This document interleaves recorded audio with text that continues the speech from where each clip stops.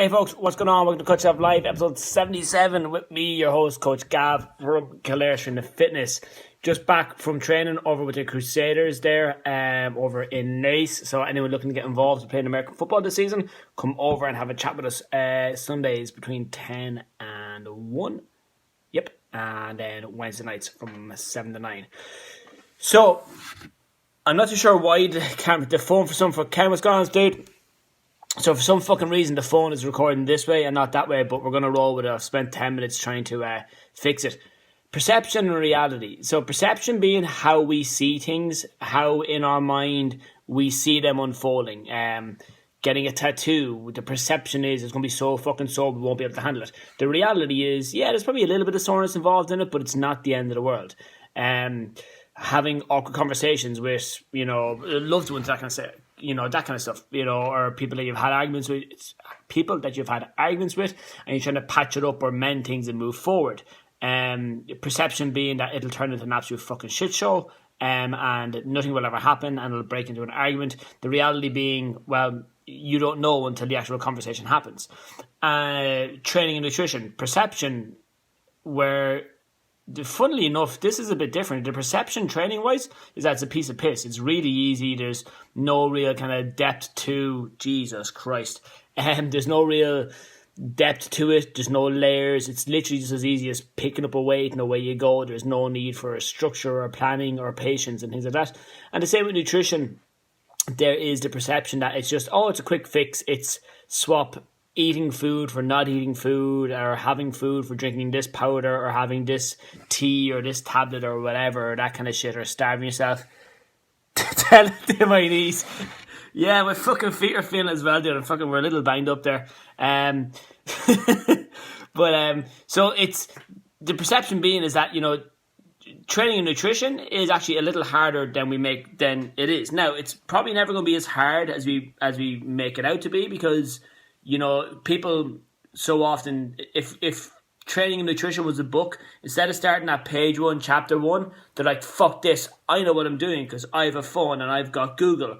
I'm going to start in chapter 4 and I'm going to start in the middle of the fucking chapter, 3 paragraphs down the page, because fuck it. And you lose all that valuable information that will be really important as you go along. So imagine that. Imagine you started a story, or imagine like when you start watching a film halfway through it, you're like, the fuck is going on here? Sure, you might be able to pick up what happens as thing goes on, but there's definitely information you've missed at the start that's quite important. So, one of the biggest changes for me personally over the last year as a coach, Ted, what's going on, dude? Jeez, it's like a fucking group reunion here again.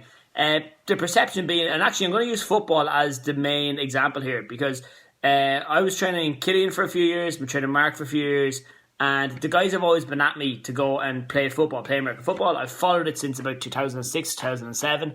And it's something I always wanted to do. It's something that I thought I could be quite good at if I learned the skills. Obviously not catching the ball from Ted. That's an in-house joke, folks. If you're watching, you don't get it. Don't feel too bad. But the perception I had was that I would go football training and I'm not exactly physically massive. And I would take a hit, I'd get broken up or injured, and I'd be out of work. The reality being is that there's a huge technical side of the game that when I get better at, it protects me from getting stupid injuries then as well. So it's the technique over kind of the power of it all, really. So I didn't play for years. And Killian's been at me for 7 years. And Mark has been, every time he's in the fucking gym, he was at me to try and go over, give it a try and join up. And last year I did. I played half of last season. So this is my first full rookie season. That's me getting my excuses in already, lads. Just a heads up. But all joking aside, the reality was this. A, I'm actually not that bad, depending on what I'm being asked to do. B, the contact isn't that bad. They're big guys, they're running at your force, there's a bit of a bang or whatever. But when your body conditions itself to it, you're reasonably fine. So, and then as I learned the technical aspect of it, and now as I learned the playbook and I learn what I need to do for my position, I go, okay, I can actually start contributing here and being quite good at it. And the biggest reality is that it's a fucking blast. It's absolutely great crack. And I am genuinely pissed off that I didn't start it sooner in life. So I can guarantee you now, there's some of you watching or listening that you're looking at a certain situation and in your head, and that's the most dangerous spot for so many of us, like 99% of us, how we think things are going to unfold here. And then kind of, the reality is they'll probably unfold differently than how you think it, and probably not nearly as bad as it is. So that's the biggest change I've made since I just realized about the mic being covered at the end there. Anyways, that's the biggest change I had made personally in like late 2016, early 2017.